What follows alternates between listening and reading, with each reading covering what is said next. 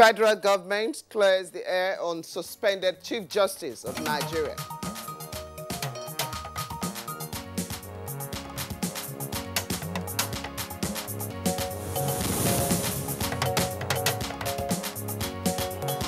Code of Conduct Tribunal adjourns Onogen's trial indefinitely.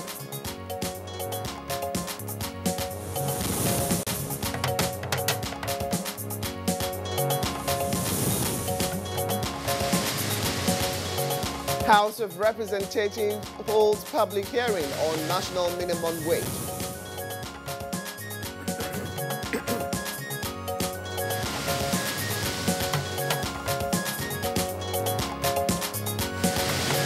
On Good Morning Nigeria today, our focus is on the 2019 campaign documents of the Providence People's Party and the National Interest Party.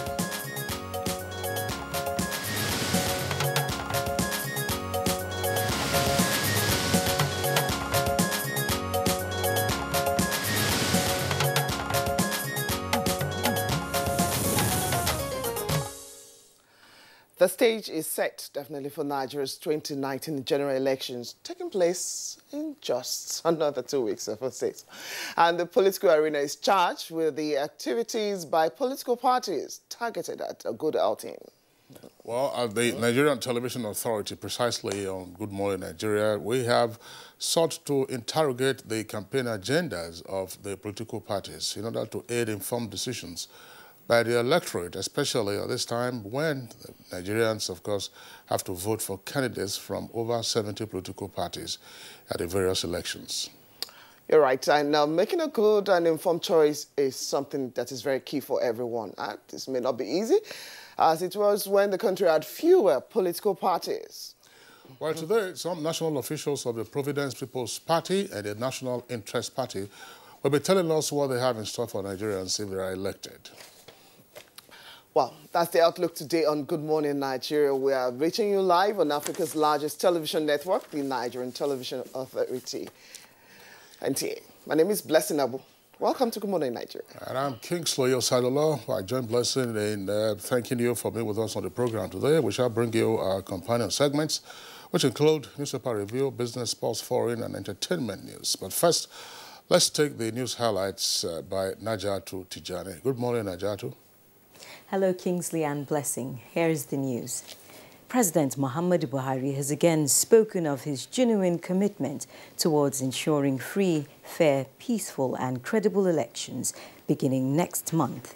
Addressing participants at the National Train the Trainers workshop on voter education organized by the APC, the president said if there is one legacy he wants to leave, it is the enthronement of a sustainable democratic culture in the country. And convince our ordinary voters for the sacrifice they are going to make, that as far as this system is concerned, they and I are the same. I have one vote and they have one vote. Make them feel they are important enough as Nigerian citizens. Therefore, we need their support and cooperation. Let them come and vote for us. We don't have money to give everybody. Information and Culture Minister Lai Mohammed has dismissed reports making the rounds that the federal government chose to suspend the Chief Justice of the nation, Justice Walter Onogen, so that it can manipulate the forthcoming general elections. The minister made the clarification at a media briefing in Abuja. The judgment, which was delivered at the Supreme Court with the suit number SC279/2012 before Justice Onogen and others, also held that the provisions of the law are clearly unambiguous. Justice Onogen went further to say that the provisions are so construed literally, meaning that any breach of any provision of the said fixed schedule of matters of non-compliance shall be made to the Code of Conduct Bureau that has established its tribunal with the exclusive jurisdiction to deal with any violation of any provision under the Code. Meanwhile, the Ministry of Foreign Affairs has cautioned representatives of foreign governments and international organizations resident in Nigeria, notably the Embassy of the United States of America, the High Commission of the United Kingdom, as well as the European Union Election Observer Mission, over statements regarding the suspension of the Chief Justice of Nigeria, which demonstrates serious and unacceptable interference in the internal affairs of Nigeria. A statement by the spokesperson of the Ministry of Foreign Affairs, George Ehidiamen, says the various statements appear prejudicial and signify alignment with the opposition, an endorsement of its position that the ruling party, and by extension the federal government of Nigeria, is working on rigging the forthcoming elections in Nigeria. These statements also portend tolerance for corrupt acts and downplay the anti-corruption crusade of the Buhari administration, knowing fully that the suspended CJN has not denied the charges against him and that probity requires him to step aside while the case is under scrutiny. The ministry therefore cautions resident embassies and international organizations invited to observe the forthcoming elections to be wary of being drawn into the camp of the opposition. Otherwise, their neutrality, which is the hallmark of election observers, becomes questionable. And the Forum of Presidential Candidates and Political Parties for Good Governance says the suspension of the Chief Justice of Nigeria, Walter Onogen, should not be politicized, as no one is above the law. President Buhari acted in the overall interest of the masses of Nigeria. So much is required from the judiciary since they hold the power of life and death. Judges are therefore expected to live above board and be incorruptible. Meanwhile, reactions continue to trail the suspension of Justice Walter Onogen. This has led to protests within the federal territory in support of the residents' action, describing it as the administration's commitment to fighting corruption. I'm here to tell the Nigerians that we want Nigerians, a good people of Nigerians, to let the president do his work. Yeah. Nobody is above the law, and nobody should be above the law. In Nigeria today, the custodian of the Constitution are found guilty of the same thing they are preaching. We were in this country when Chief Justice of the Federation, I think in 2016 or 17, thereabout, he said we should petition any judge that is collecting bribe. The Senate has suspended its plans to reconvene today. A statement by the Special Advisor on Media and Publicity, Yusuf Olanionu, states that the Senate has filed a case at the Supreme Court seeking interpretation on whether President Muhammadu Buhari acted within the provision of the Constitution in his suspension of the Chief Justice of Nigeria, Justice Walter Onogen, or whether the President has infringed on the powers of the Senate as provided for in Section 292 of the Constitution. Following the filing of the case, the matter of the suspension of the CJN, which is the main issue the Senate had planned for today, has become subjudiced. Therefore, in line with the standing rules of the Senate not to debate issues which are already pending before the court, the reconvening of the Senate today has been put off. The previous adjournment of the Senate till February 19, 2019 stays.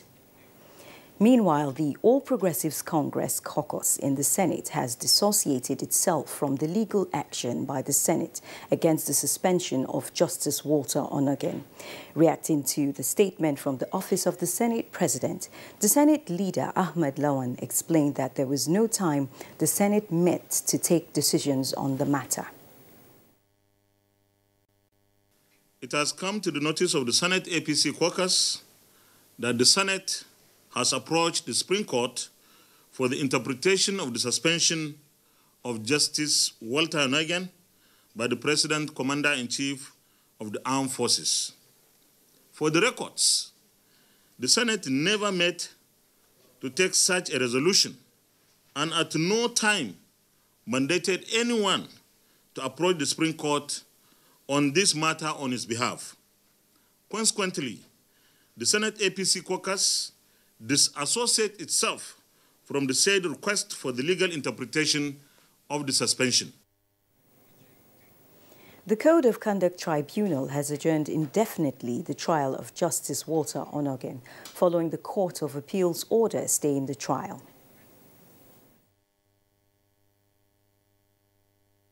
In obedience to that order from the Court of Appeal, this tribunal has today adjourned all further proceedings in this matter pending the determination of the appeal. And you must appreciate that the judiciary is going through very difficult times. Even the country itself is going through turbulent times.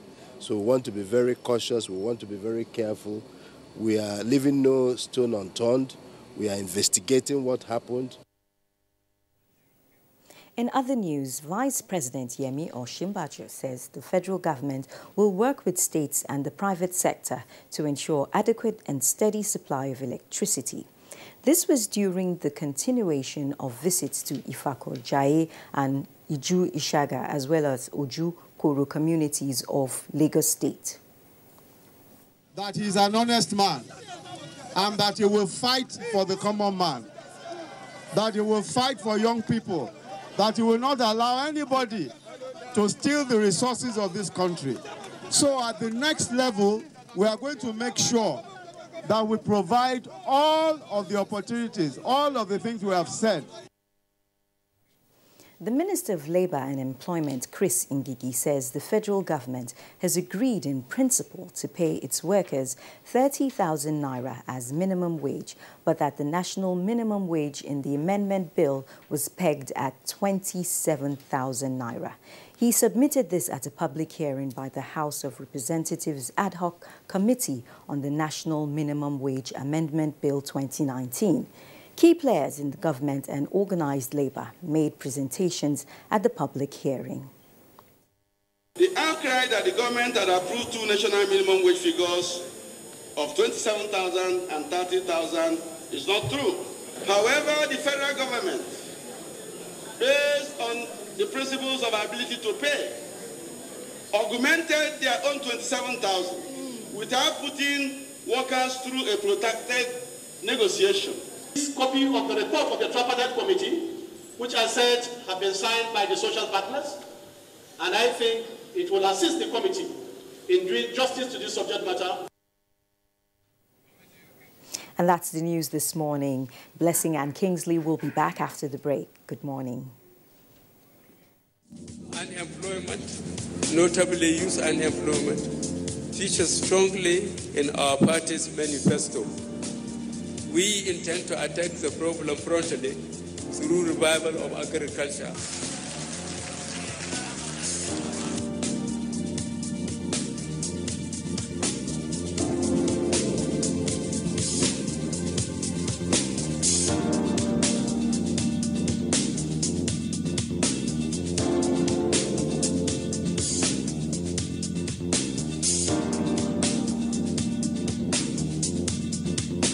The 30K is going a long way. Actually, I bought an acre of land for 60K like 2012, and presently I have a cassava farm and a yam farm.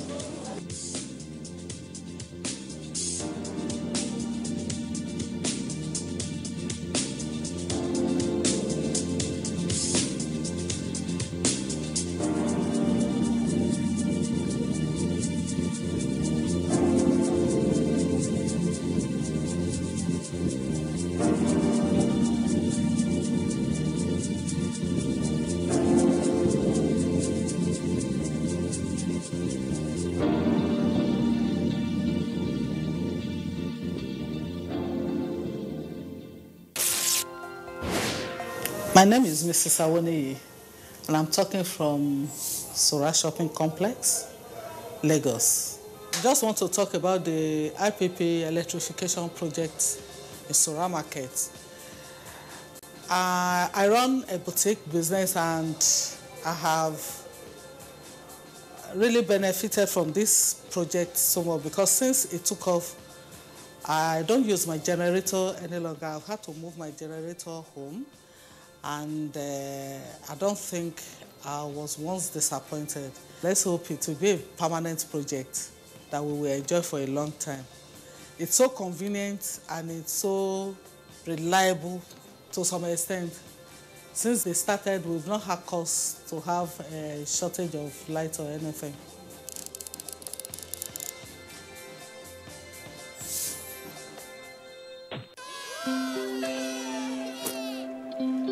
Team huddle. But we lost. Don't be tired, guys. This isn't a loss. It's a practice for winning. Nothing makes a mother prouder than seeing her child growing up.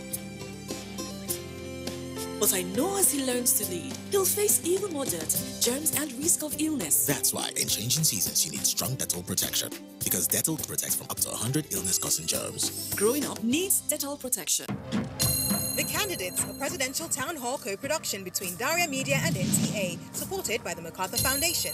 Kingsley Moghalu and running mate Umar Getso of the Young Progressive Party, Muhammadu Buhari and running mate Yemi Osinbajo of the All Progressives Congress, Omoyele Sowore and running mate Rabiu Ahmed Rufai of the African Action Congress, Atiku Abubakar and running mate Peter Obi of the People's Democratic Party. Moderator, Kadria Ahmed. Town Hall venue, Sheraton Hotel, Abuja. Next Town Hall, Wednesday, 30th January 2019, with the candidates of the People's Democratic Party, from 8 to 10 p.m.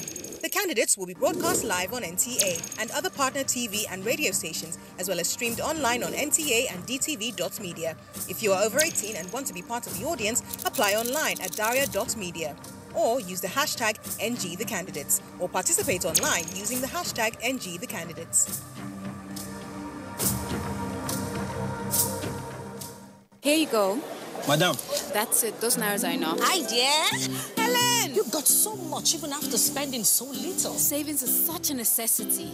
You save everywhere, but here, you lose it all. How? With this? Impossible. New Tika Apic 10X. Even after applying up to 1 liter of your solution multiple times, you won't get the same cleaning that Apic gives you in a single round.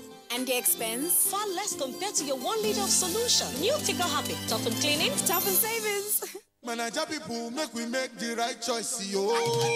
Make we vote for a man of integrity. Hey, so make we gather together and make this change. Work, my people of Nigeria. Together we go carry Nigeria to the next level. Nigeria don't decide. Vote Baba Buhari.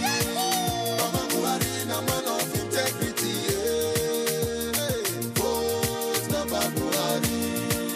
And we no corrupt, we no go chop our money. Hey. Agriculture, the next level, fight corruption, the next level, good roads, to the next level, electricity, to the next level, railway, the next level, empower, to the next level, we got money. For good health we go, oh, Baba Buhari, my people, for the next level. ABC, next level. Naija people, make we all come out to vote Baba Buhari. This message is from Buhari Next Level Group.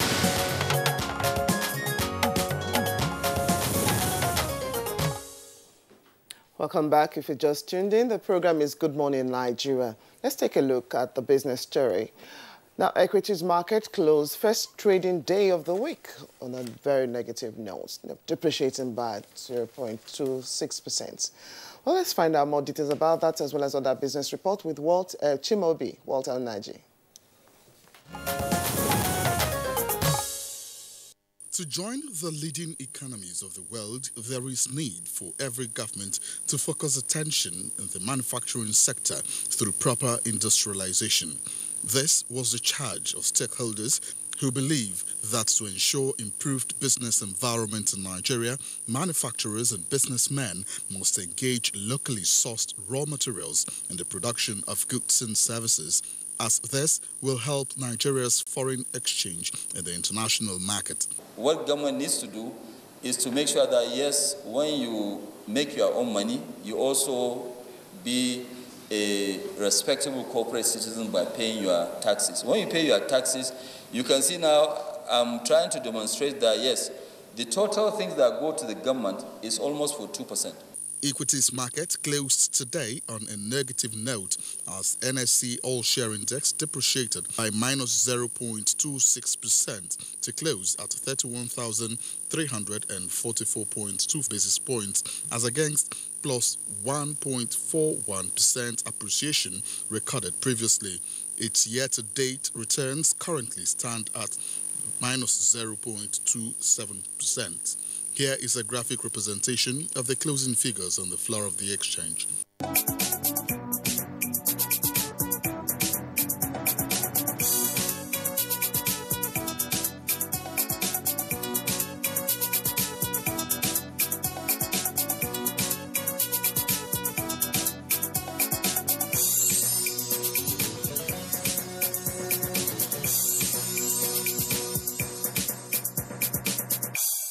With business news, I'm Chimobi Walter Naji. Thank you, Chimobi, for the update on business. Next on Good Morning Nigeria is a review of the papers.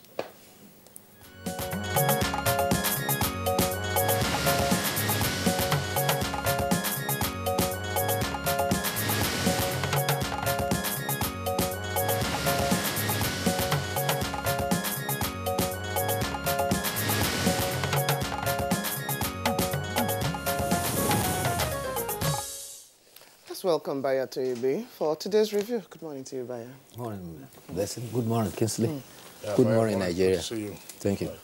Okay, so let's begin with you. Okay, for Daily Trust, several stories on the front page. Just below the nameplate, Lagos Assembly threatens to impeach Ambode. That's stories on the page 4 of the paper. 88 doctors quit Kogi civil service. That story you find on page 10 now. Sharing news from Customs. Customs generates 4 trillion naira in 4 years. More details about that story on page 17. But leading for the Daily Trust is the CJN, that's about to CJN's story. On Noggin, NJC meets today as acting CJN presides at Supreme Court. The 2 riders, NBA starts 2-day boycott, and CCT adjourns indefinitely. And also, APC senators kick Senate challenges suspension. More details of that story on page 5. And there, the photograph is that of protesters for and against the suspension of Justice Onoge. Okay, still on Onoge is the story, the lead story for the front page of Daily Sun. As lawyers, groups protest over Onoge, CJN Senate splits. Suspend sitting, goes to Supreme Court, counters out, that is APC senators, and Onoge abused his office. This has come from the federal government. Kingsley. All right, so let's take the Daily Independent. Daily Independent has as its lead story with a kicker, suspension of Chief Justice Onoge. NBA begins 2-day warning boycott of courts. You have 5 riders there. Senate cancels resumption, heads to Supreme Court. Then CCT adjourns Onoge's trial indefinitely. Federal government sends criminal allegations against him to NJC. And Buhari's action is executive lawlessness. That's according to Atiku. And suspension, not because of election, not dictatorial. The federal government says that. And you have the photograph there of members of the Nigerian Bar Association who were protesting the suspension of the Chief Justice, and that took place in Abuja yesterday. Second list story, immediately below the photograph, is a headline, no budgetary provisions for new minimum wage, according to the federal government. And reps, private sector back workers 30,000 naira demand. We need new revenue sharing formula to cope, according to governors. And workers need living, not minimum wage, says Dogara, who is Speaker of the House. There are other headlines, but Bayo, let's turn over to you first before we take the other headlines. Well, the issue that is dominating the papers is the issue of the suspension of the Chief Justice of Nigeria.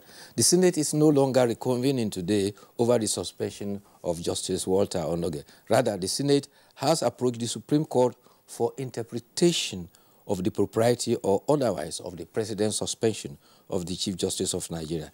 A statement by the clerk of the Senate, Nelson Ayewo, announced the cancellation of the resumption. However, another statement by Yusuf Olania, a spokesperson for the Senate President, said the Senate filed a case to seek interpretation of the Supreme Court over the suspension of Chief Justice of Nigeria.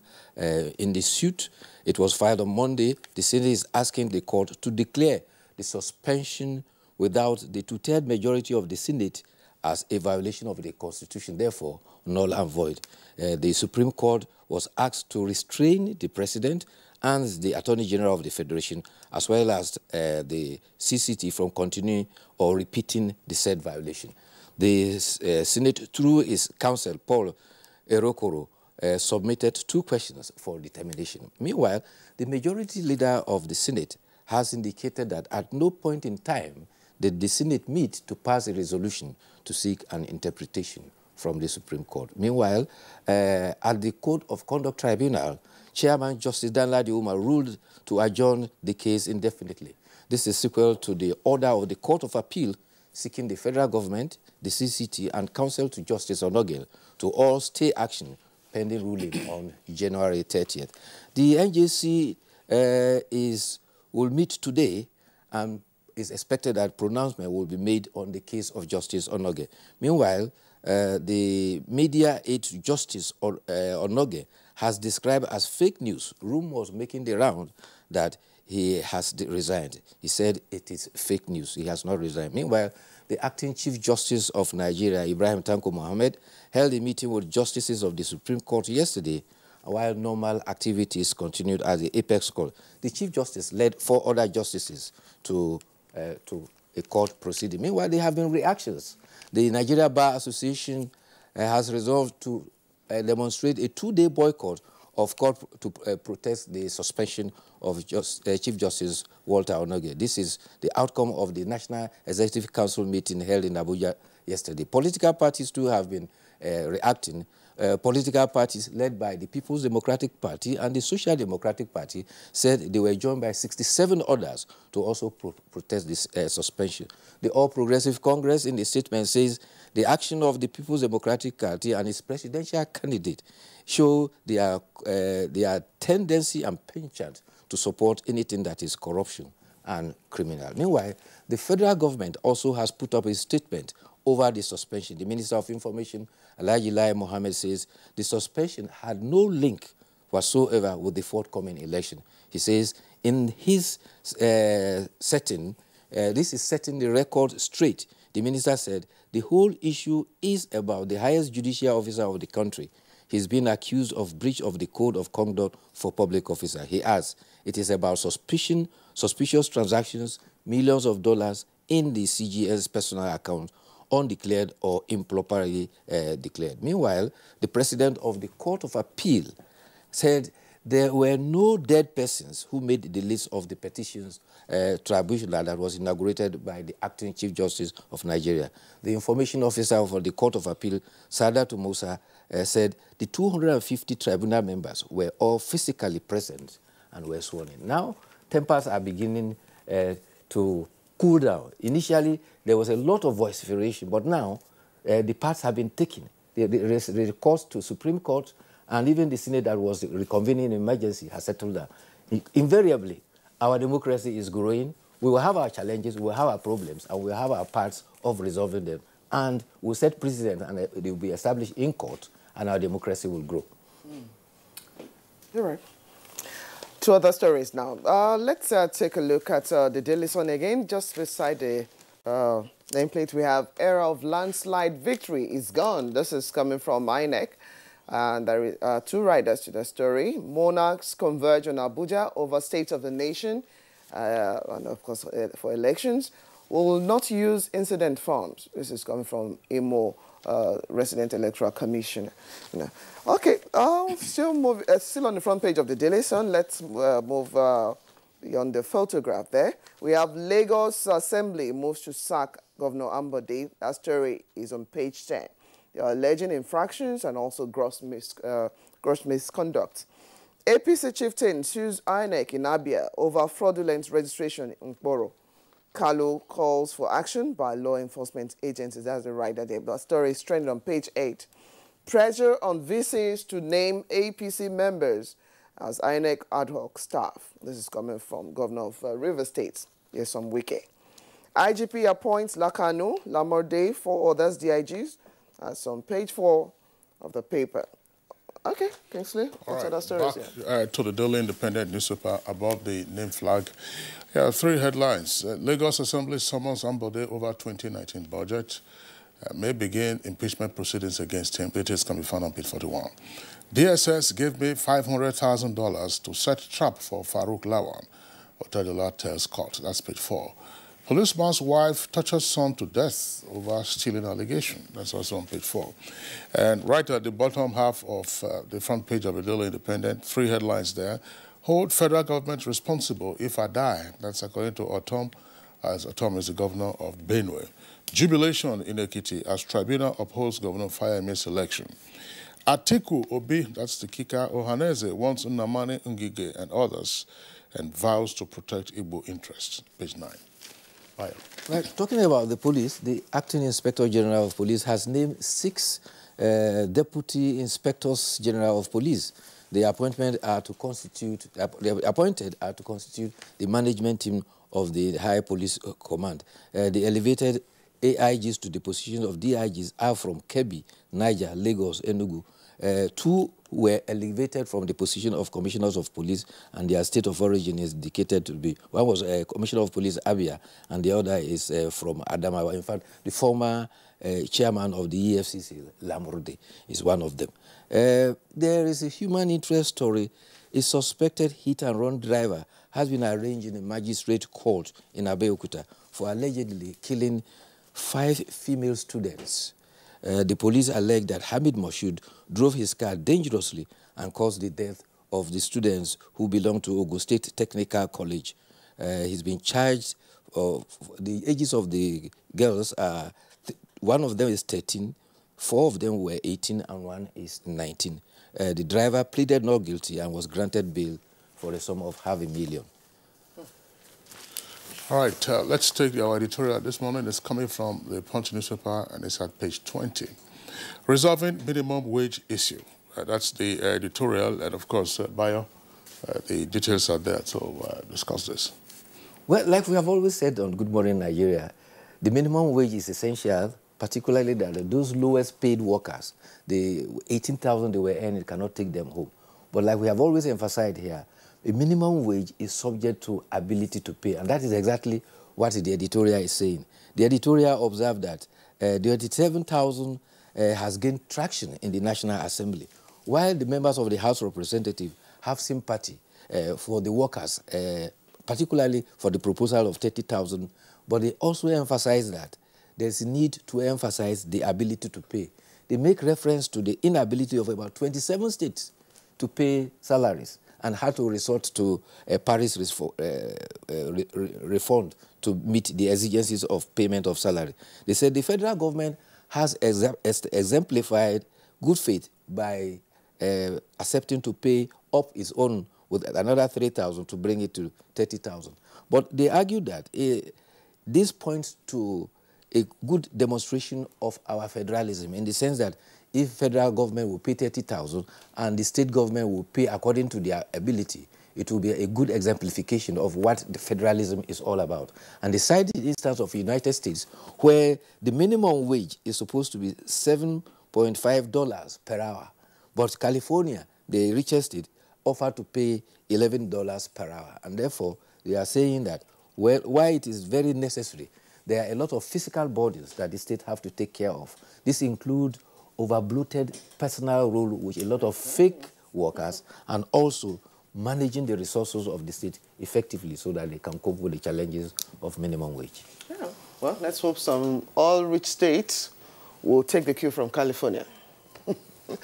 All right, Kingsley. Yeah, that's what we're having for this review this morning. Bayo. Thank you. Thank you for being around. See you tomorrow. Okay, this is Good Morning Nigeria, reaching you live on the network service of the Nigerian Television Authority. We'll take a short break now. When we return, we'll go ahead with our discussion segment.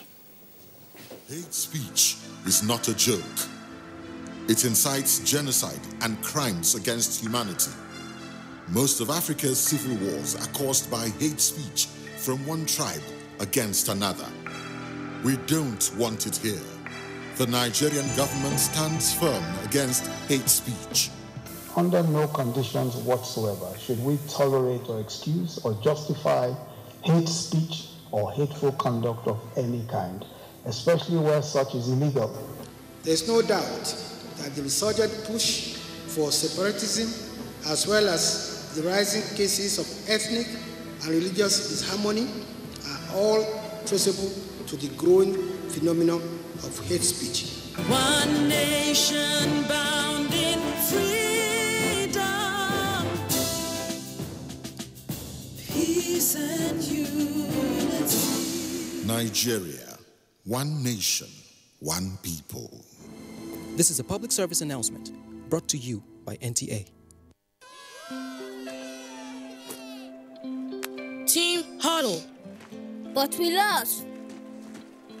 Don't be tired, guys. This isn't a loss. It's a practice for winning. Nothing makes a mother prouder than seeing her child growing up. But I know as he learns to lead, he'll face even more dirt, germs, and risk of illness. That's why in changing seasons, you need strong Dettol protection. Because Dettol protects from up to 100 illness-causing germs. Growing up needs Dettol protection.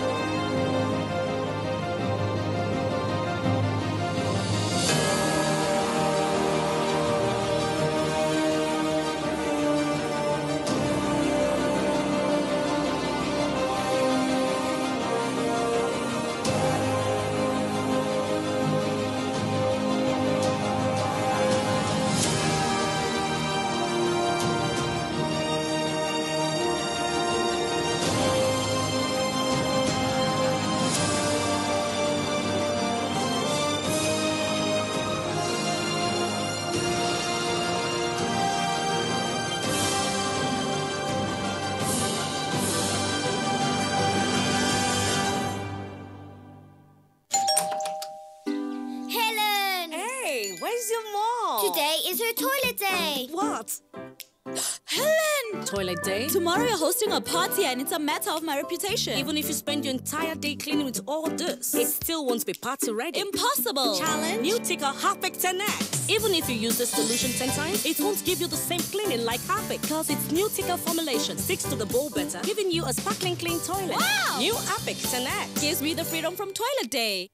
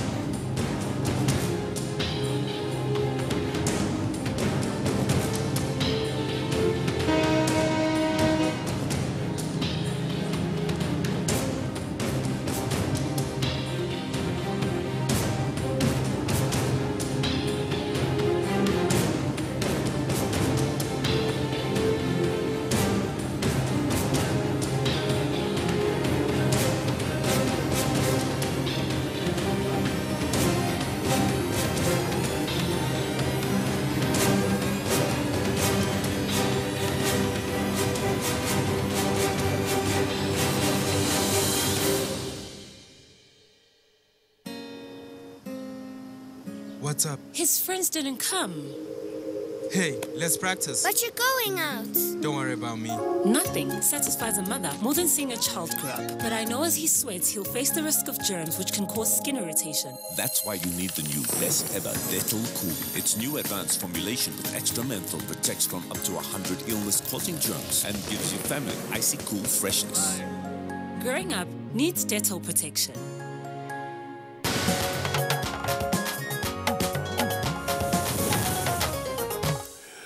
This is Good Morning Nigeria, reaching you live on the network service of the Nigerian Television Authority, the NTA. Now, we start our discussion with the Providence People's Congress, and we have joining us in our Lagos studios the presidential candidate of the People's Providence People's Congress, Victor Ohai. Victor Ohai, pleasure to have you join us on the program this morning. Glad to be here. Thank you for having me. And with us in the Abuja studios is the Director General of the Presidential Campaign Organization of the Providence People's Congress. He is Mike Oluwajoba. Mr. Oluwajoba, pleasure to have you with us on the program. It's nice to be here too. Thank you. All right. Listen. All right. Let's get back to Lagos, where we have the presidential candidates, Mr. Victor Ohai. Well, this is one job. Everyone seems to think just everyone too can come on. Why are you interested, or what is your interest in leading Nigeria as the presidential candidate of your party? Well, thank you very much for that question. Although I detect a bit of cynicism when you say one job just anyone thinks they can aspire to. But I think it is important to state that hunger does not discriminate. Bullets do not discriminate in cases of violence, and that the same sun shines on every one of us. I'm a Nigerian, which means that I'm eligible to contest, to aspire to any position I want in this country. But more importantly, I'm in a generation, I belong to a generation that has been promised all of these years that the future belongs to us.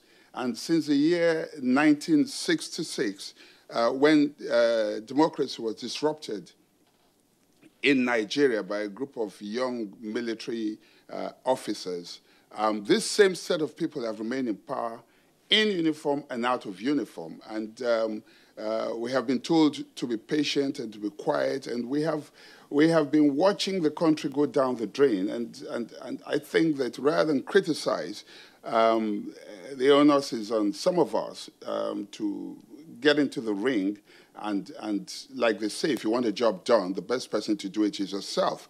And so I know I'm qualified, and so why not do the job? And another thing is that what happened in 1966, the disruption of 1966, was done by the class of 66. It will take a child of 66 to stop the class of 66, and that is what I represent. Still with you, I hope you were not slighted by the way I actually put that. I just like you pointed out, as a Nigerian, you can contest for whatever the office. Now, so in order not to have the same rhetorics we have when political parties come together to say, okay, I'm going to do this, I'm going to do that. What are you bringing to the presidential bargain? Well, I'm bringing a lot of energy into the presidential bargain. I'm bringing a lot of knowledge. I'm bringing, I mean, we're in an age right now where it's not important anymore whether you are independent for 5 years or 20 years or 30 years. All nations must run at par. We're in a digital age right now, and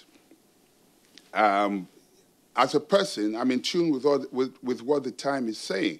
And I realize the importance of certain things. One of them, for instance, is human capital development. And I'm talking about holistic education, whether it be through vocational education or through the normal, academic route. But the important thing is an empowered people are a liberated people. When I look at countries like Singapore, for instance, I do not know what mineral resources they have there. When I look at certain countries, for instance, in Europe and America, it's not, I mean, in the Americas, it's not, or some of the Western countries, Japan, for instance, what they have is an educated workforce.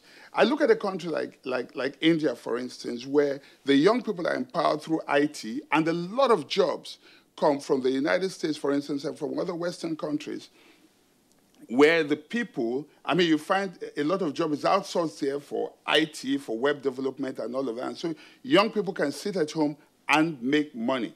Look at China, for instance, the vocational route. The people are able, they have skills, and today they are the manufacturers of the rest of the world. And so for me, education is very, very critical. But more importantly, I'm thinking about running, I have in mind, to run a smart and digital economy. That's what the Times are saying. Blockchain technology is the next disruption. And this is something the government is not even looking at or is not even talking about right now. This is something that is very, very critical to us. Another thing that is key to me, to my heart, is we have been a consumer nation for too long. Let's look at oil, for instance, crude oil. We export it and just get cheap dollars coming into this country. Do you realize or do you know that over 6,000 unique products can be gotten out of crude oil? But what do? We just, send our crude abroad and then get cheap dollars and then just spend it, and then we do not get the maximum benefit. And it's the same with so many of the raw materials that we have in this country. And so it's very important for me that we do not export any raw materials anymore. I do not see why. I mean, it doesn't matter if what we do is crude in the beginning. After all, China, once upon a time, every product from China was said to be inferior. But it takes time. And today, they have become the manufacturers for the rest of the world. For young people, that's another area that's very important to me. I belong to the entertainment sector, and I have what is called the SET agenda. The SET agenda is sports, entertainment, and tourism. This will take us away from oil. I mean, we often complain that we have young people who are into crime and, doing all sorts of things. And I say, look at Tyson, for instance, Mike Tyson. He was taken away from the streets, and he became a boxer. In 30 minutes, any boxer, a world boxing champion can, in 30 minutes, rake in millions of dollars. Now, a lot of the young people we see on our streets, we need to empower these people. There are many that are talented in the area of, music and acting and all of that. If we empower people, and you will recall and agree with me that the entertainment sector, was largely responsible for growing our GDP to become the highest, on the African continent only a couple of years ago. And this is something we ought to have sustained. And this was something that was developed by the industry itself, and imagine if it's empowered by government. Tourism is another area that we have neglected for so long. It's an area and we have so many tourism potentials here. Of course, we might say that security might be an impediment to some of these things, but that is something also that is very, very important to us. We feel that in the area of security, we need to be more proactive and stop paying lip service to tackling the issue of security in Nigeria. I feel that the arms route is not the only route for resolving the security problem. It was demonstrated by President Yar'Adua in the Niger Delta. Dialogue, and you know that every conflict will usually end with dialogue, whether you like it or not. And so we have tried arms for so long. Why don't we try dialogue, for instance? And that's where the issue of diplomacy comes in. I do not think that there's nobody that you cannot talk to. We have allowed this to fester for so long. Perhaps there are people benefiting from it. Arms dealers, people who are supplying foodstuff to the IDPs and all of that. So with people like that, obviously, the security situation in the country, if you allow them, it can go on forever. But we must put a stop to this. And it's not like we don't know what the solution is, but we lack the will and the courage to do the right thing. And so these are some of the things that are very, very critical for me. Young people, education, sports, entertainment, and tourism. All right, Mr. Victor Ohai, thank you very much. Well, we'll come back to you to tell us the how you hope to achieve some of the areas you have already highlighted. But in the meantime, let's bring in the Director General of your campaign organization, Mike Oluwajoba, who is with us in the Abuja studios. You listen to your presidential candidate. First question to ask you is, how is your campaign going? Well, the campaign is going on very well, as planned. We've had a few hitches with respect to logistics, but we are happy with the way things are going. The people are getting to hear and know about us more. Remember, we have just been registered just under a year. And if you look at those who were registered with us, if we have to compare ourselves with them, I think we are doing very well and very good. We have taken part in 2 major elections, as the Ekiti and Osho election. So that tells you how very well prepared we are and how energetic and convinced we are that we have what it takes to change Nigeria. What did you score in those elections in the Ekiti and Osho? Well, in Osho, we were at number 14. We were number 14. But for a new party to hit that kind of figure, you can be sure that that's not a small score at all. In Ekiti, we had issues with respect to legal issues. They missed our name and our logo from the ballot box, so we're in court over that. So we can't put a score on that. Well, you know, the reality is beginning to sink in. The one presidential candidate pulled out the other day, and listen, you must remain the field of play. And others are also thinking of alliances. How serious is your candidacy in this election? I mean, against the background of what some analysts often describe as a two-horse race in just about 3 weeks. Well, I can assure you it's not going to be a two-horse race. Nigerians should get ready for a big surprise. A big surprise is coming. We are not pulling out. We will not pull out. I can assure you of that. That will not happen. So how deep are some of the structures you're at least hinging on to actually reach out to the electorate? You said you've gone around, you experienced some glitches here and there. Well, that is not deterring you, at least from moving forward. That's right. So what are those areas of constraint that is not making you to effectively get to the people? And where you've gotten to so far, has the response been in terms of acceptance of your candidate? Yeah, I'll start from the last. The acceptance has been very good. The responses have been very exciting and very encouraging. What was the definition of excitement over Exciting in the sense that when you go to a set of people, maybe you go to a village or a town, and you're talking to them, you're introducing your party and your candidate to them, and you hear, oh, this is what we've been waiting for. We didn't know this kind of thing exists.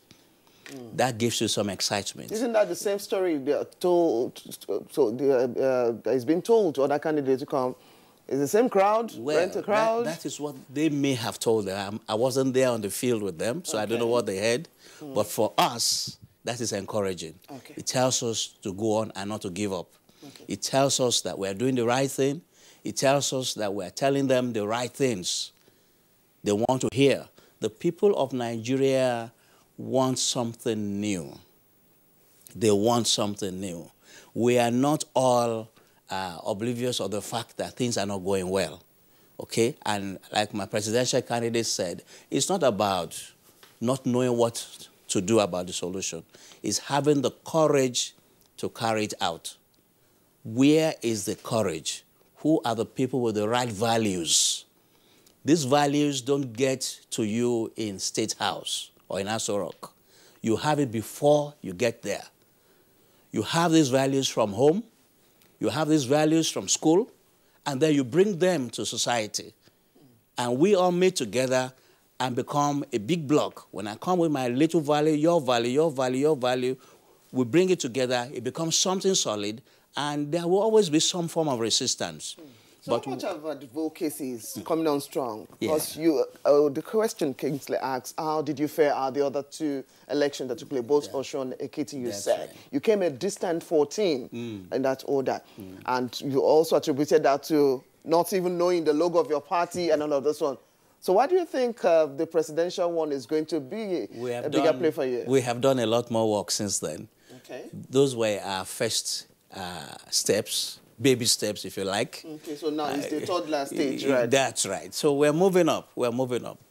We're moving up. All right, Michael Oluwajoba, thank you very much. Let's return to our Lagos Network Studios, where the presidential candidate of the party, Victor Ohai, is still seated. Mr. Ohai, I would like you to tell us something, just in general, about the optimistic disposition of politicians, usually ahead of elections. The story sometimes is different after the election, but every politician you speak to who's running for office doesn't give you a sense of, say, oh, this is going to be a mountain to climb, but say that I will succeed.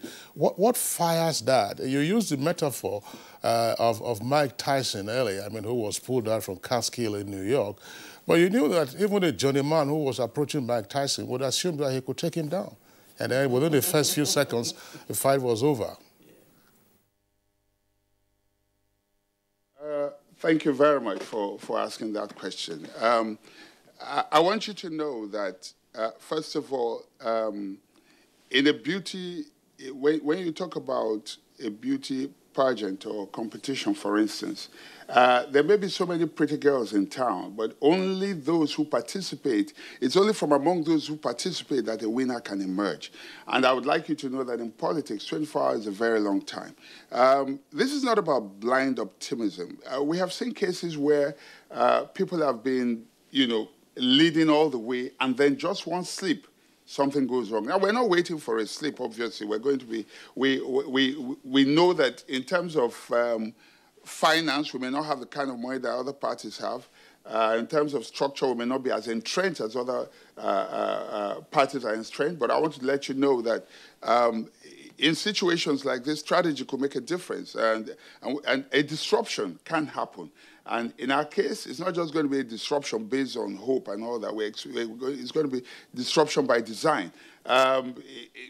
People look at, you know, a lot of people appear optimistic.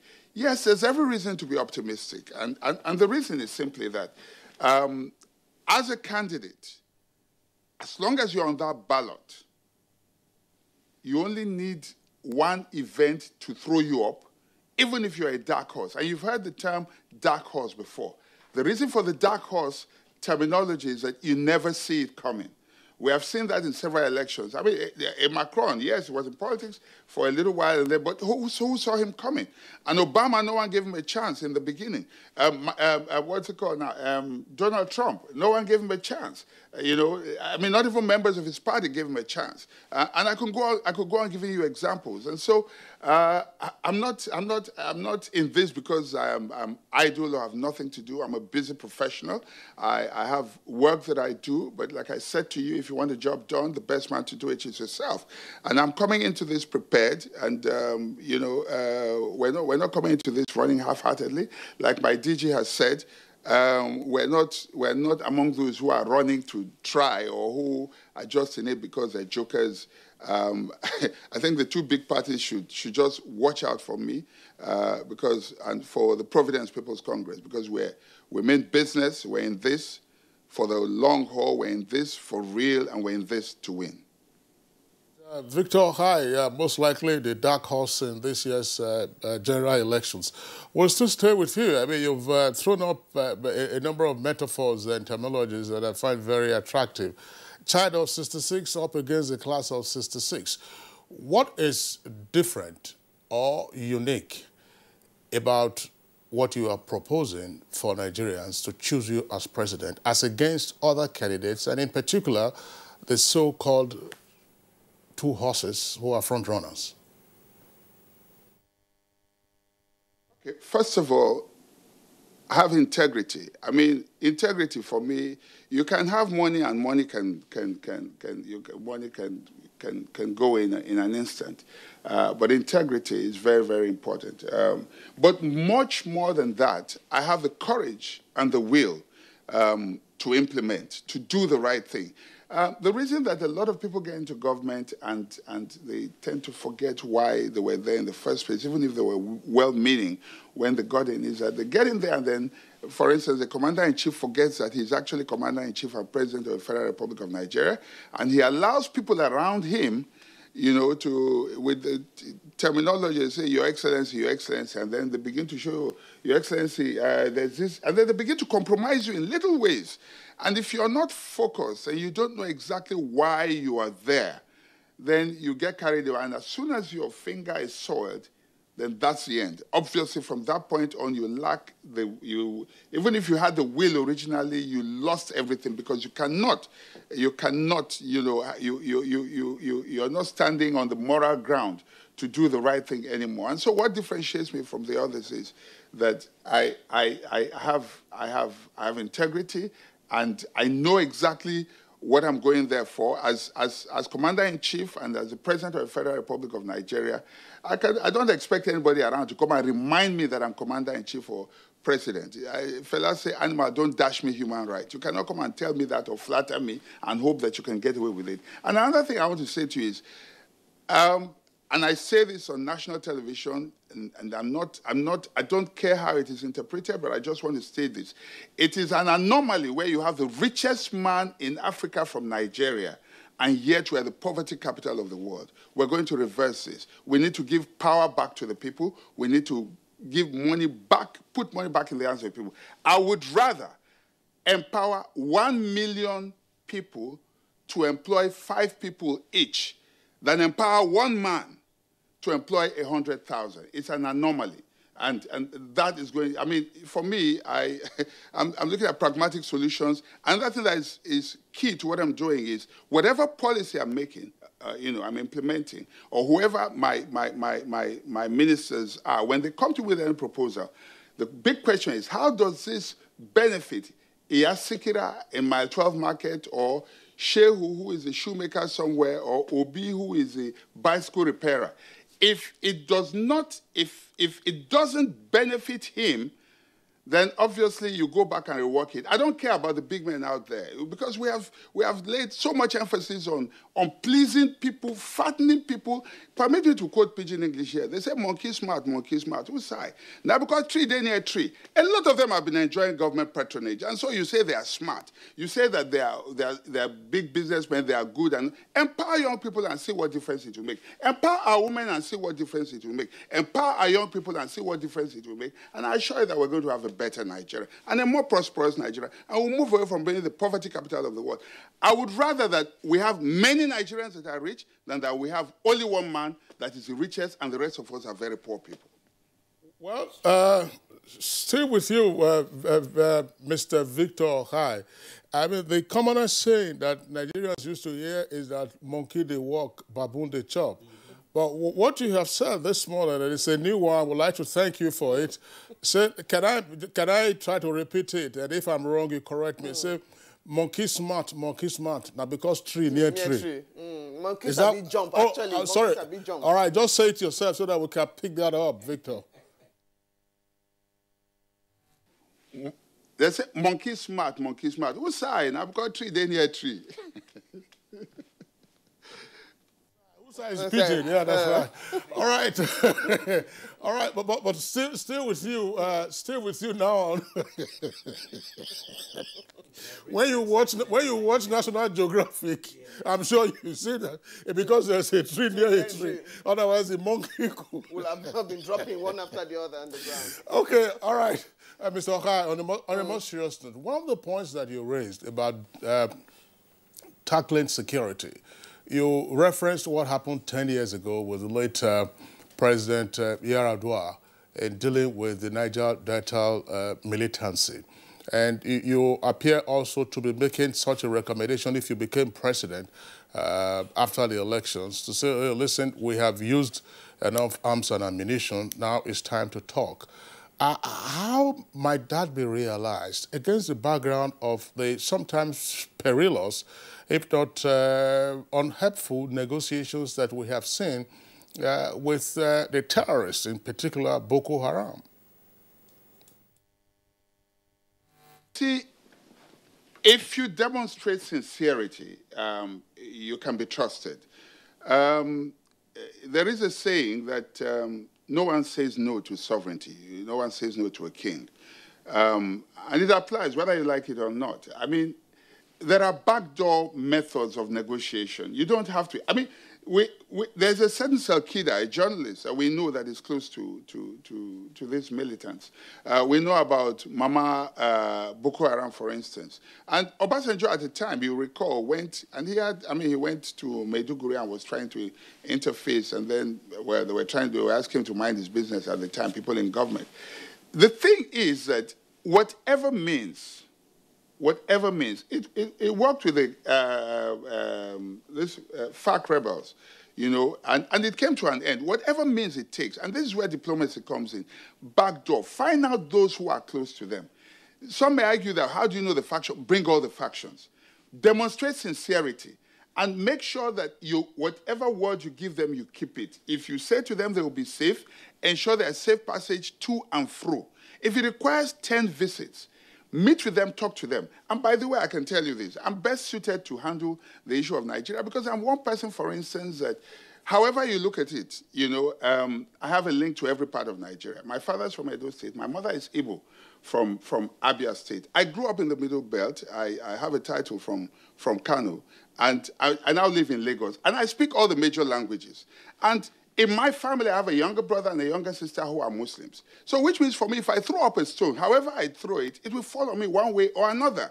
And so I can empathize. I'm different from a lot of people who are sectional leaders or champions and all that. I can relate to all, and I can relate in their language. By the way, I'm also a student of Arabic language, and I would disarm these people if I start with even if my elementary Arabic. The thing is, people are more comfortable when you are like them and when you can relate to them. The problem is that we tend to sometimes, think that we know the solution to problems. We don't bother to listen to people. We have used arms all of these years. We have been killing and killing and killing. Has it stopped the killings? Obviously not.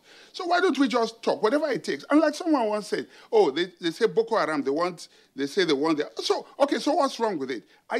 One of the arguments I would usually give is, I say, okay, they say Boko Haram, which is Western education, is haram, forbidden. No problem.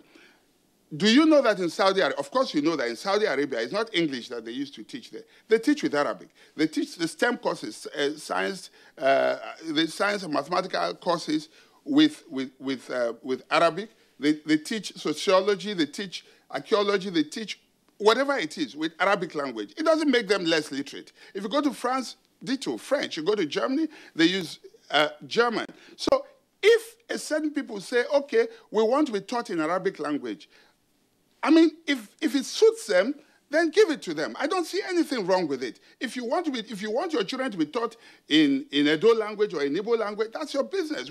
If it can be done, you do it. But the important thing is let the people be educated. That's the important thing. You have denied them that, and then we're having all of these problems. How has that advanced our cause? And in any case, look at your Naira note. If you look at the Naira note there, you see the Arabic letters are there. A lot of people who do not know think that is, what you call it now, Arabic. It's not Arabic. It is Hausa language. You see on the 5 Naira note, Naira beer, what does it mean? 5 Naira. Because the people have been taught to read and write with those letters. And so that is the education that they have. So why don't you further it? Why are we fighting this? Give the people what they want, and then let there be peace in the country.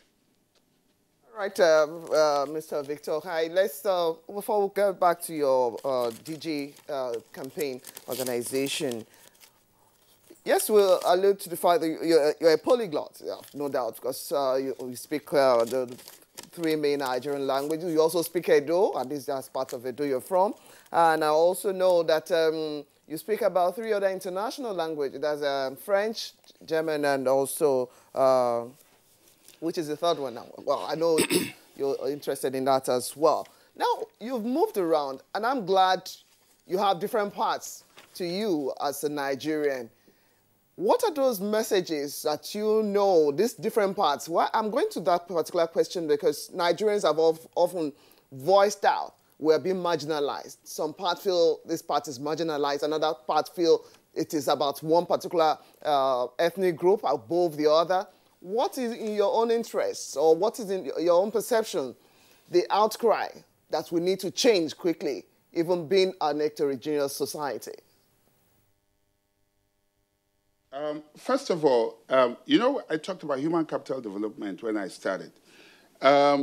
The reason for a lot of the problems in the North is a misconception and a misunderstanding of the average, let me just say, core Northerner. We sit down here because we are down south, because we have not moved around the country. We assume that every Hausa man is an Almajiri, whereas, what's his name now? I'm trying to remember his name now, former health minister, I'm trying to remember his name, Professor, I can't remember. If I remember, I'll mention, but he uses glasses, thick glasses. He went to Ibadan, and he emerged the best student in the medical college there. I mean, we go to school with these people, and you assume that, it's as if you assume that the sun in the north is different from that in the south. Well, first of all, Nigerians, the problem with the north is just because people have not understood that, okay, there's a peculiarity. When the North and the South were brought together, the North was sufficiently literate, but it was in Arabic ways. And then we were trying to force them into Western education, and that created some sort of backwardness, and people were not used to it. Now, there is a need for us to educate the people, the average Almajiri or a Northerner whose education is not the same as ours. We have to be able to find a way to educate and bring everyone at par. And with education, I can assure you that there will be, the people there will be liberated. And we have to learn to accept one another. It's so important. In the Southeast, the problem we have is that we said after the Civil War that, no victor, no vanquished. But the Igbo man has been treated all this while as if he's a second-class citizen. There is a need to bring them back into this country.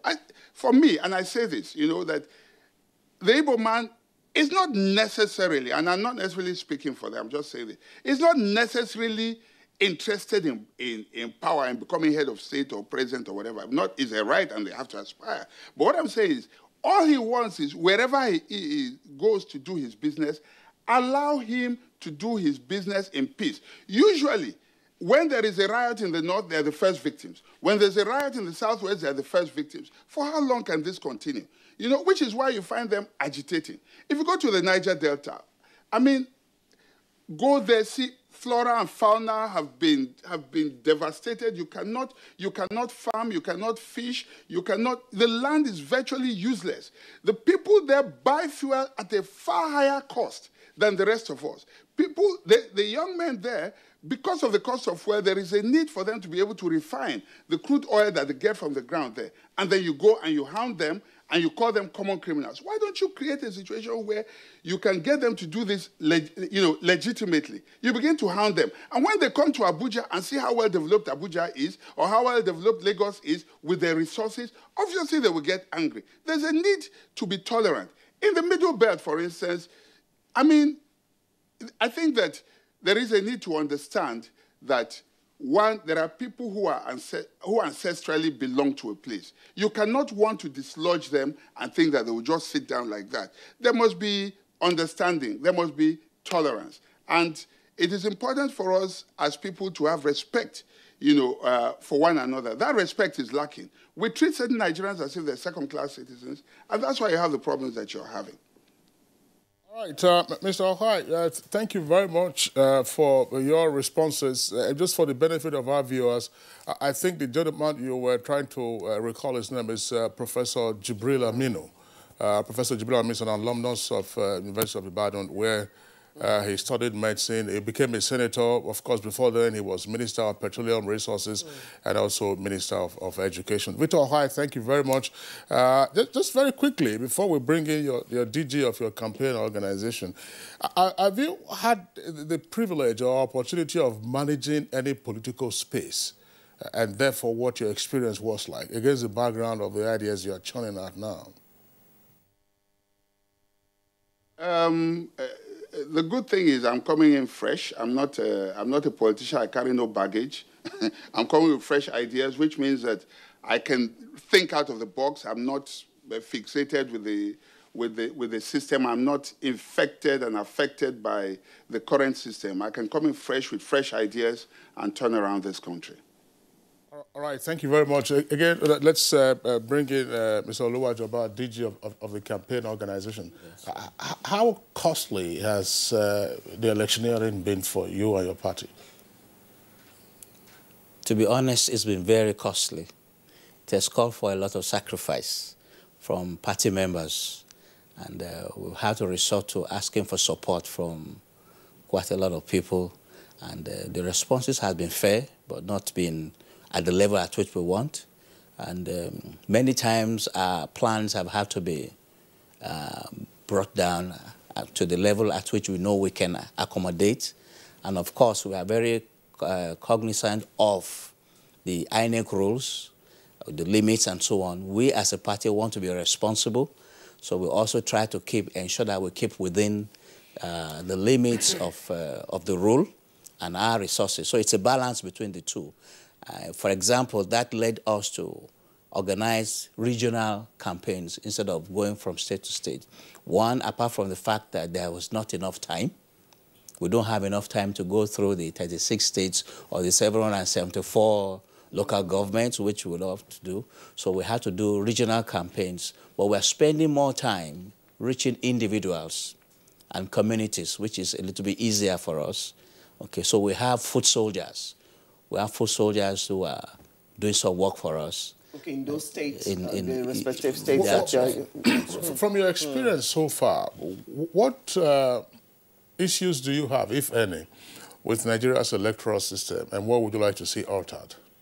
Oh, if I start now, I may take more of your time, but let me very quickly, I love to see in Nigeria where the constitution for electing our presidents change this way.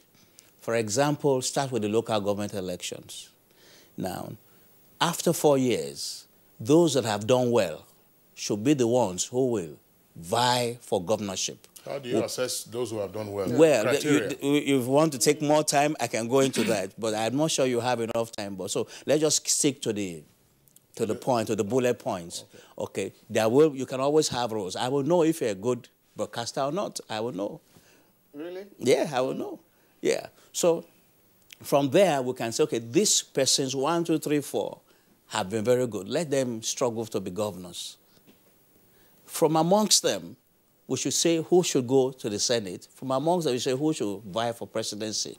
That way, they would have been tested. But we'll know who those who will fail. We'll know the pretenders. We'll know the cheats. We know those who have no moral strength to stand. And we drop them at the lower level. But right now, what is happening is that everybody just wakes up and feels, I can be president. Just like your candidate? Not like him. We have tested him. He went through rigors. When you see somebody like me backing him, you can be sure that he's gone through some good rigors of tests, because I will not waste my political capital on a neophyte, on a non-starter. The value system is our foundation. All right, Michael Oluwajoba, thank you very much. And Victor, hi, I hope you took that joke very well when we're asking, if you're. But thanks a lot for your contribution and the anecdotes you raised and the jokes that you also cracked. One of the ones I also enjoyed was you said, "Look, listen, not a joke really, that if you threw up a stone because of your background, I mean, obviously it will fall on one of your persons. Yes. Probably not yourself because you are wearing a cap." That's right. Isn't it? All right, quickly we have some tweets. We'll quickly run through them, at least for the benefit of the guest here. How would you rate, that's coming from Law Alpha C now, how would you rate the anti-corruption effort of the present government, and what would you do differently if elected into office? And Law Alpha C continues, would you resort to collapsing your party into other political parties? You've already answered that share same ideals with you so far as victories assured. Dele Jack Solomon, kudos to the NTA and Good Morning Nigeria for bringing the presidential candidates of political parties vying for offices in the forthcoming elections, regardless of their status, to tell Nigerians how they will reposition the country and deliver the desired dividends of democracy to all. And it continues, but politics isn't rocket science. These new political parties need to first build a formidable political structure across the 36 states of the Federation that can wrestle power with the foremost opposition political parties. 2023 is the best time to try. Good luck. All right, so those are the tweets that we will take in the meantime. On that note, we'd like to thank the Director General of the campaign organization of the Providence People's Congress, Mike Oluwajoba, with us in the Abuja studios. Thank you very much. Thank you, sir. And from Lagos, we're joined by the presidential candidate of the party, Victor Ohai, the man with his roots in different parts of the country, polymath, polyglot, and I think a fan of Mike Tyson. But I'm sure you recall what happened to Mike Tyson in Tokyo in February 1990 against Buster Douglas. We wish you the very best on the 16th of February. Okay, so that's Good Morning Nigeria, first segment of our conversation. We'll take a short break now. When we return, we'll have another political party, and perhaps we'll get to see how it will be like for whether monkey smart. No, smart. Blessing. We'll take a short break now. The Nigerian Television Authority News 24 channel, your dependable all-round news station, offering you world-class news programs, documentaries, spotlights, promos, and information highlights. Take advantage of our network reach and advertise your interest, goods and services with us. NTA News 24, first on equals with digital broadcasting. You can reach us on Channel 21 Terrestrial TV and Channel 101 on the Star Times platform. For more inquiries, please call Henry on 0803 379 0884. Join us today. You are watching NTA, Nigerian Television Authority. For more information and news updates, visit our website at www.nta.ng, or you can follow us on Twitter at NTA News Now, or you can like us on Facebook at NTA Network News. Stay connected on our YouTube channel at www.youtube.com/NTA News Online. Watch our live stream at www.nta.ng/live. NTA, you can't beat the rich.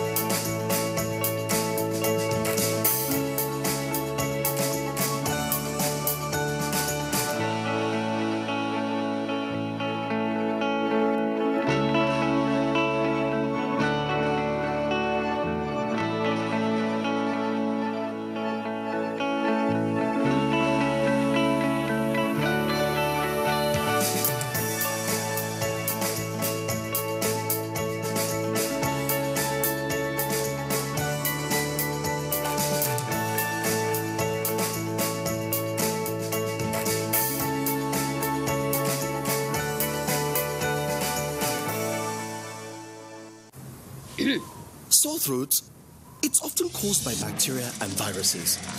Feels like you're having a party. You need Strepsils. It soothes the pain, plus it fights the germs with 2 germ-killing actives. Double power in 1 lozenge. Bye-bye sore throat. Take Strepsils. Team huddle. But we lost. Don't be tired, guys. This isn't a loss. It's a practice for winning. Nothing makes a mother prouder than seeing her child growing up. But I know as he learns to lead, he'll face even more dirt, germs, and risk of illness. That's why in changing seasons, you need strong Dettol protection. Because Dettol protects from up to 100 illness-causing germs. Growing up needs Dettol protection.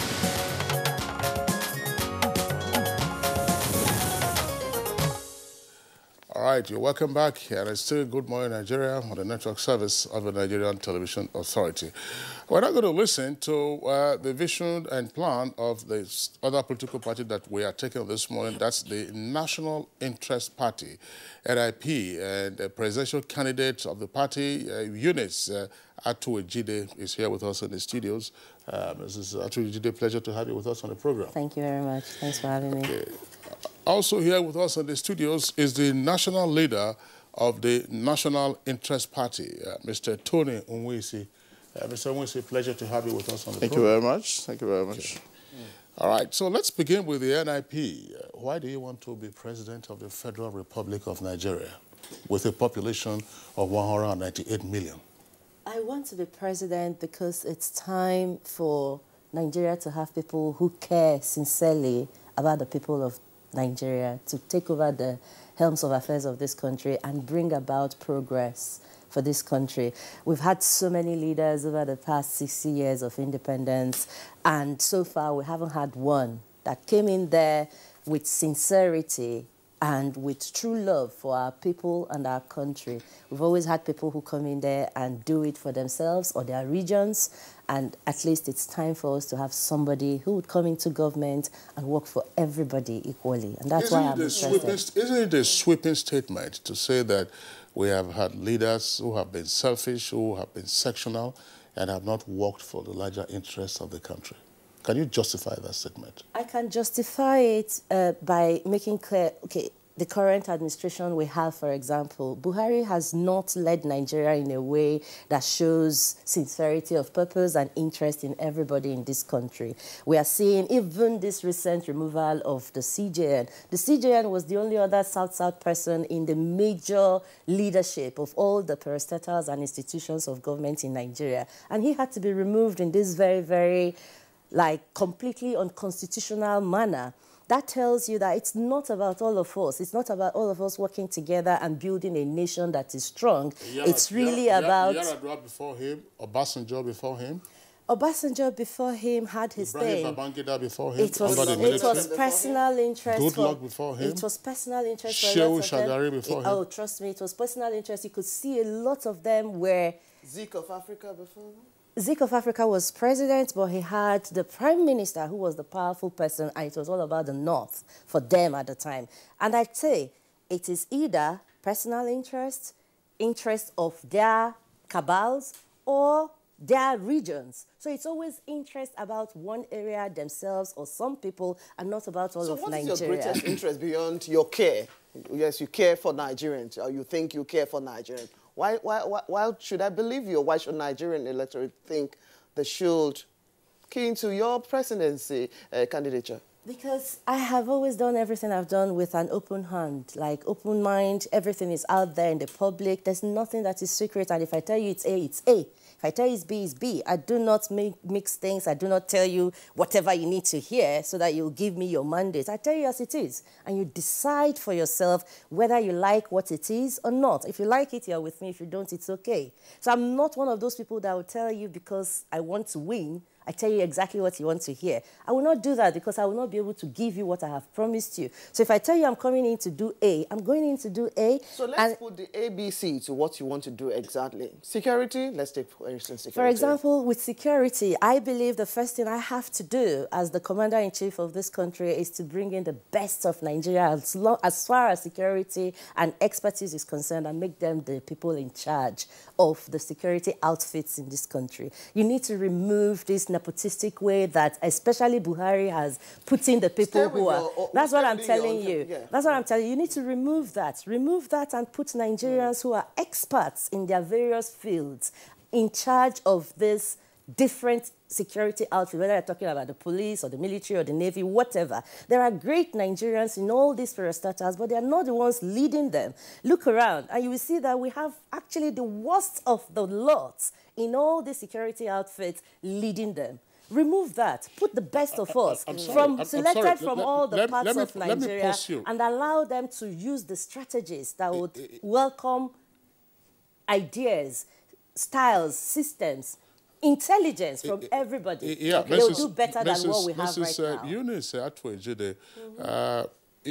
of the superlatives you have used will find a bit worrisome. When you say those who are in charge of our security, perhaps some of them, but you say they are the worst. That's an unfair and even offensive remark to make. I have to judge from my own personal perspectives. I can't judge from yours. Hang on a second.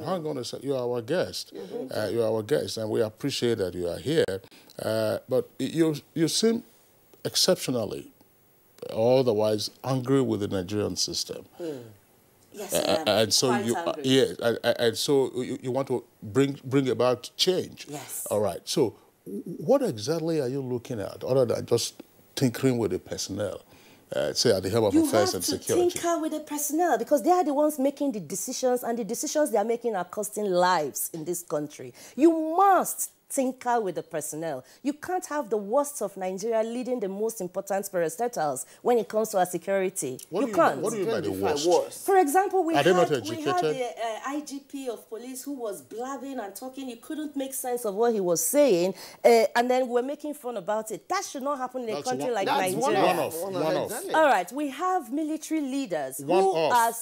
That's police. Yes, we're talking about military now. The police incident was one-off in Kano, yes? We have military leaders who are making decisions, spreading $1 billion that was earmarked for the fight against insurgency, and we see our trucks being pushed by our military. We see that. It comes live. We see them. We see our military officers falling off, hunger, thirst is killing them. Yet we hear every day that these leaders of our security outfits have as much as $1 billion given to them to do the work they're supposed to do. Beyond the invectives you should pour on the personnel now, because we know, yes, you could be angry, but definitely you have marshaled out plans. Yes. And of course, in your manifesto, what exactly are you going to be doing? We've talked about security now. Let's get back to economy.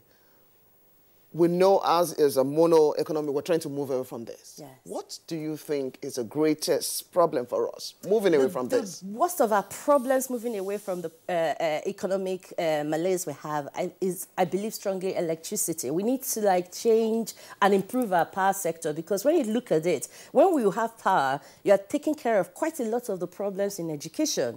You're taking care of quite a lot of the problems in health. You're taking care of quite a lot of problems in infrastructure, because a lot of the technology of today rides on electricity. Yet, back to my own anger, we have the people stopping us from having electricity. We have privatized electricity as far as Nigeria is concerned, but the truth is that we haven't actually fully privatized electricity. When you talk about the production, generation of electricity, yes, it's private. You talk about the distribution, yes, it's private. But we talk about the transmission, no, it is not private. We have a monogrid system, and it is this monogrid system that is compulsory, and it is coordinated, controlled, and managed by the government. No private institution is involved in the transmission of energy in Nigeria, and everybody sends to this one monogrid system we have. So you are generating electricity, even if we have 1 million companies generating electricity using all the different avenues, whether I talk about solar or hydro or biomass, whatever they are using to produce electricity in Nigeria, they must all send it to that monogrid. National grid is the only system you can use to transmit electricity in Nigeria, and that's where they held us down. So my administration will remove that requirement that every electricity that gets produced in Nigeria goes to the monogrid. Remove that monogrid system, allow multi-grid systems in Nigeria, privately owned, fully privately owned multi-grid system. Anybody who can produce, transmit, and distribute electricity should do it. Get that working, and you see that we can even export thousands of megawatts of electricity within the first 1-2 years of my government. All right. While you are still on this, incidentally, yesterday on this program, we had a discourse. We're discussing the crazy billing system that we have. Yes. But you've been focusing on the transmission, on the transmission chain that we have in the power sector. There have been instances when the discourse have been reported and indeed known to have been rejecting power wheeled out to them by the transmission companies. Yes. And people believe that the weakest link in the chain today is discos. What will you do about the discos? I do not believe that the weakest chain is the discos, because the transmission is still controlled by the government. Now, some of these discos, I have had to represent some of them, some of the litigation you see everywhere. Some of them will tell the transmission, look, the one you sent to us, we haven't distributed. Hold off sending more. Let's distribute the ones you've sent, because there are issues with the sending equipment. They will just send to them anyway and then destroy their own systems, and then they now have triple problems from what they had before. Now, there are times where they are waiting for a whole year to get energy from the transmission people. The transmission don't send them energy, and then suddenly they are sending them more than they can handle.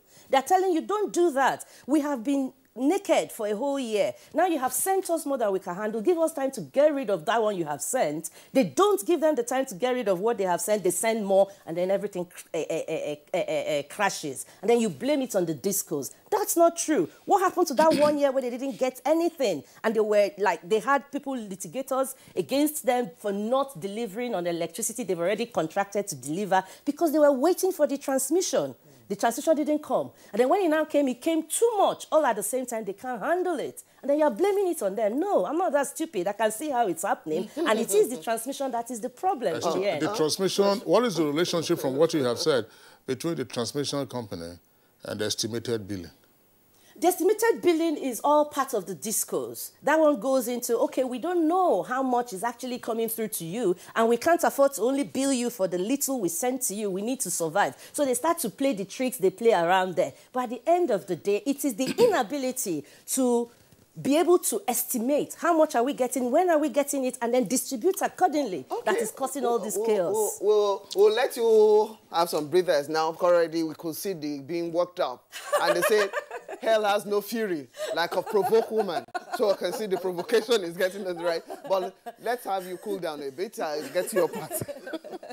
Sorry, your party leader. We introduced Mr. Tony Onwisi is of the National Interest Party, but we understand he's the national leader of the. You're the national leader of the party. I don't know. A party leader. A party leader. Okay, not the national leader. I thought you were also. I thought you were also the Jagaban. The Jagaban of the national. All right. What is the national interest that your party seeks to pursue and realize? Okay. Well, thanks for having us. I mean, it's a great show you guys have, actually. I want to compliment you for that. Thank you. Because there are very few shows that allow all the other parties to come and get involved. And the key thing for us is changing Nigeria. I mean, my role is governance and overseeing the party machinery, while my candidate, obviously, is handling policies and stuff like that. But we want to transform Nigeria by bringing young people, women, into the whole conversation, into the whole dialogue. Because you see, we'll have a situation in our country where people, Nigerians especially, do not understand the difference between the rights and duties. So if we get people engaged more in terms of their duties as citizens, then they will get more involved in the conversations. They get more involved in the conversation, they get more involved in politics, they get more involved in politics, you have better decisions, you have more people getting involved in decision-making and governance. So building a large party, building a broad-based party, not just of, pot-bellied and grey-haired men like myself, but, bringing a lot of young people, bringing a lot of women into it. It's like a football team that only plays with maybe a third of its members. That's the way Nigeria works right now. And that's the way my focus is, building the party and getting a lot of young people involved, a lot of women involved. So what kind of conversation is going on presently with your party, National Interest Party? How is it coming on with your movement around the country? Or perhaps is limited to your region or a particular region? No, because obviously we're not as big as APC, we're not as big as PDP. We're essentially a youth party. We're using technology to communicate. Youth are everywhere. Yeah, absolutely. We're using technology to interface with them, and the conversations are broad-based. They cover everything from from defense technology to jobs. You can imagine the number one thing on the minds of people is jobs. Young people want to know if they want to finish for university, they come out, they can get a job. So what's the blueprint for jobs creation? The blueprint for job creation is a policy issue. My candidate will talk about that. But I'll talk about the issue of young people and what they're trying to do, which is getting more involved and making sure that, there are policies that facilitate job creation. You have young people graduating from universities coming out 1 year, 2 years, 3 years, 5 years, have no jobs. What do you do with that? Where do we go with that? That's not going to work at all. So, job creation is an area that's very, very important, and that comes with maybe opening up the economy, coming up with new policies, bringing our young people from all over the world to participate in governance, and you only do that by maybe creating an enabling environment for them to come and get involved. Okay, let's get back to Jide. Oh, yes, you've calmed down. I actually removed the fuse from your... Okay. At the basis, or for the bedrock of education, or for job creation, definitely, education has to play a key role. Absolutely. What would you be doing differently? What I'll be doing differently is making it absolutely compulsory for all our children to go to school, primary, secondary school, compulsory. Free? And one of the... Free, 100% free. University is a different thing. How would you fund that? You will be able to do that. One thing we always forget in this country is that it's not just the budget. We see this 7% budget that the government allocates to education and we scream. Yes, it's something to scream about because it's actually very low. However, we have several funding institutions that pump serious money into this country for the purpose of helping our education sector, particularly the primary and secondary school education. Whether you talk in terms of UNESCO or UK, a lot of funding agencies assist our government to make sure our kids go to school. But it doesn't happen because a lot of people are just busy making sure this money doesn't get to do the work it's supposed to do. I'll handle it differently. It is compulsory for our children to go to school, those ones in the primary school and secondary school ages, say 5 to 18. You must have a primary and secondary school education. And the parents who are preventing you from going to school by sending you to hawk or refusing just because they don't believe you should be in school, they will get punished. If you start to punish parents, whether you are jailing them or giving them community services or whatever it is you're doing to them that deter them from keeping their children from school, enforce it. North, south, wherever they are. Enforce it so that these children go to school.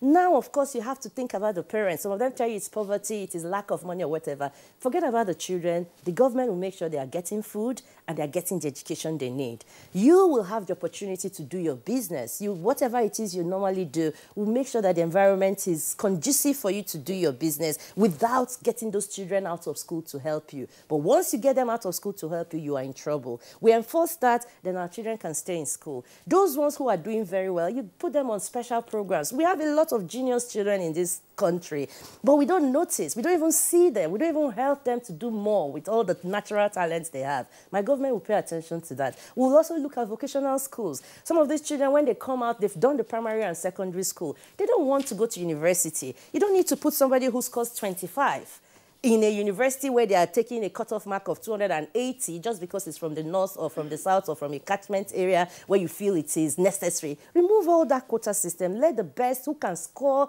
the entrance qualification exams, the amount of marks needed to get into that program, only those who score that should go. But then create an enabling environment to help those who can meet up, who wish to. It's not everybody that wants to go to university, and it's not everybody that must go to university. Some people would rather go and do practical work, and then from the practical work, get the experience they need, get the qualifications you need. You see a lot of that in Germany, for example. They don't go to university, but they are still one of the biggest world powers when you talk about engineering, medicine, and so, because they get to train a lot of these people by practical work as well. That's what we need to be doing. All right, let's pause on that and go to an issue that is almost always on the nation's front burner, corruption and the fight against it.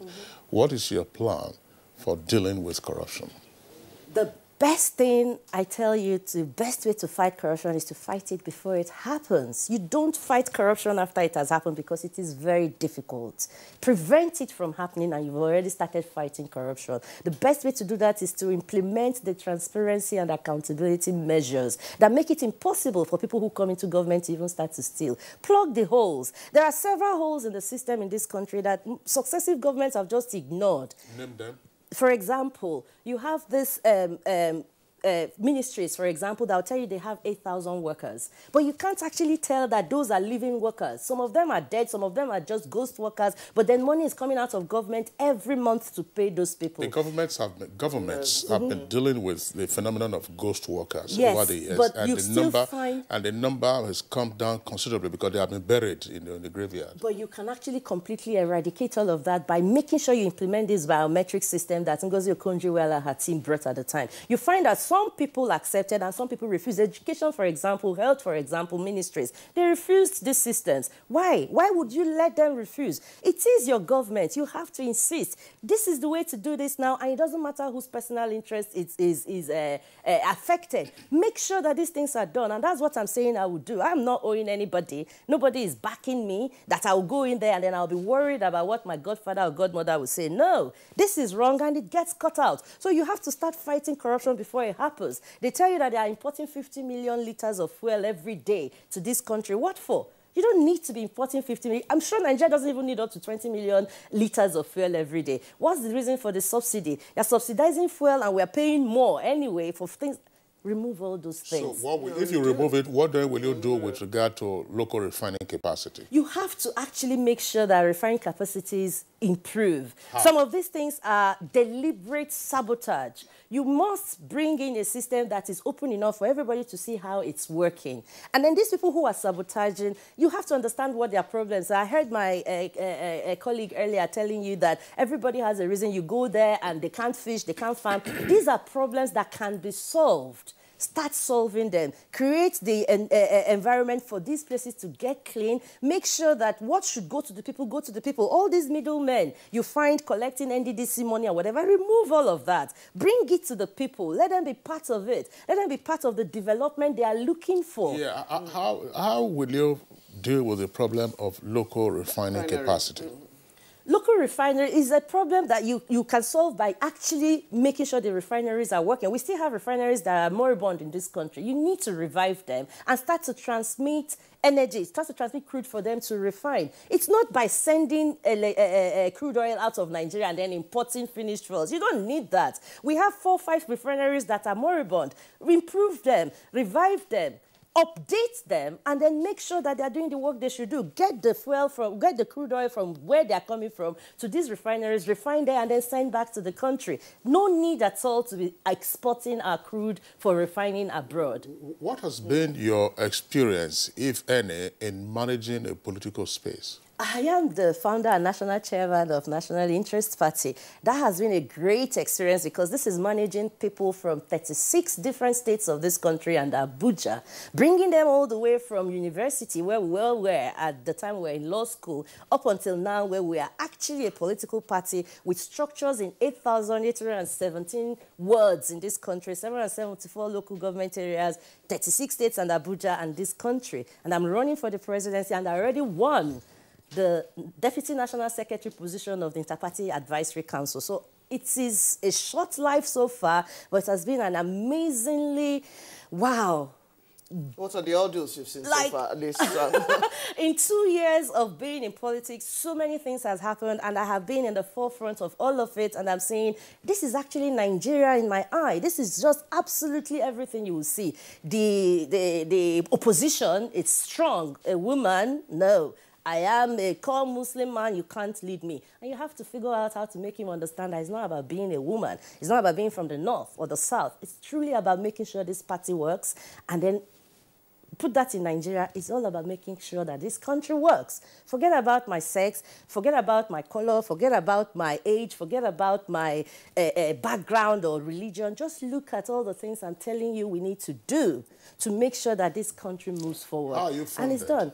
We are funded basically by our own personal efforts. It's amazing that we have young Nigerians who actually believe strongly enough in this country to put their 100 naira, 200 naira, 1,000 naira together, put their cars down to take loans, sell off everything they have, including clothes and shoes, just to make sure that NIP does not get forgotten or become one of those parties that once were. They say they sell off everything that they have. Is it are they investing in MMM or something? No, we don't even. In fact, yeah, I'm sorry. MMM was something that came up while we were in law school. All the people that did MMM, they don't know it. They'll probably hear it today. The reason you're not part of NIP is because of your MMM. When I heard this MMM thing, all of them, great arguments. So when it comes to law, sold off their things now to actually support the party. Are they going to? Those who are selling off their things, it's out of love for this country. Okay. They understand that. Not that they're hoping to recoup from you once you go. No, but the thing is, everybody recoups. What people don't understand is that nobody does anything for nothing. I'm not in politics for nothing. I'm not saving Nigeria for nothing. I have a lot to benefit when Nigeria works. But it's not by stealing.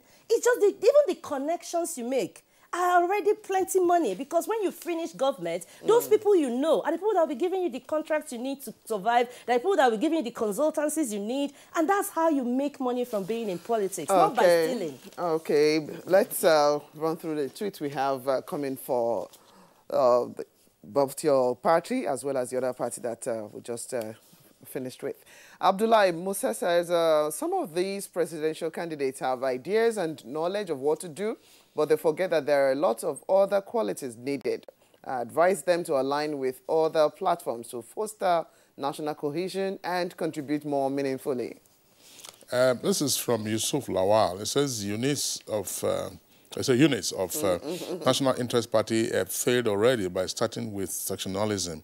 He said wrong is wrong, irrespective of who committed the decision. Issue is not something we want to hear from you. Tell us your roadmap, how you can add value to Nigeria and Nigerians. Well, she's already been discussing that. Yes. Ibrahim Modu Ajay says, Victor Hai of PPC and Eunice Atuejide of NIP, if voted into power, What will you do differently to fight corruption in the three arms of government, especially in the judiciary, in collecting bribes to pervert course of justice? This is from, of course, the presidential candidate also mentioned how she would fight corruption if she became president. This is from Yusuf Lawal. I'm in support of minor political parties, but their problem is they can only be seen during election, and most of them are sectional. Now, to make democracy work well, we need these smaller parties to participate and propagate their agenda even before election. Joshua Jazzy seems to have his passion for, Eunice said, I wish I could control the heart of Nigerians to this virtuous woman, full of fresh virgin ideas. As Eunice for president. Wow. Thank you. More black. More black. I don't. More black. You actually black. It says it's surprising that people come out of the blues to aspire to the presidency. They need to cut their teeth somewhere and build pedigree. Maybe they should start from the National Assembly. And we cannot afford apprentice candidates. That's the... I was just wondering, were you a student union leader during the... No, I wasn't a student union leader, and I wasn't even particularly crazy about politics until I was then in law school and we had to deal with a lot of poverty and pain. And we had a lot of our students who needed to come to law school but couldn't pay the 300,000 naira, just 300,000 naira to come in. And when they finally came in, we had so many who couldn't even feed. And then outside the school, we had so many Amajiri children who were not in school, like they were literally roaming the entire area. Then some of the hospitals, we would get there and the women are not allowed to deliver their babies because they can't pay 1,500 for some really... And you're like, what? You try to gather people, you raise money, you do charity events, money comes in and you're helping, but you realize that you're not getting through, you're not achieving much. Then we started discussing it. How do we get to achieve much? So the law school actually provided a platform for you to be fired up, seeing what is affecting. And most of us came from abroad. A lot of us, because it started when we came for the Bar 1, which is the first leg you do before you go to the main session with the other students. And we're like, at the end of the day, we'll finish and we'll all go out. And then the problems will continue. Our children will come back and meet it worse than we have met it. And we decided we're not going back. We're going to stay here and start doing something about this problem. Presidential candidate. Yeah, just by the way, law school is not cheap in the U.S.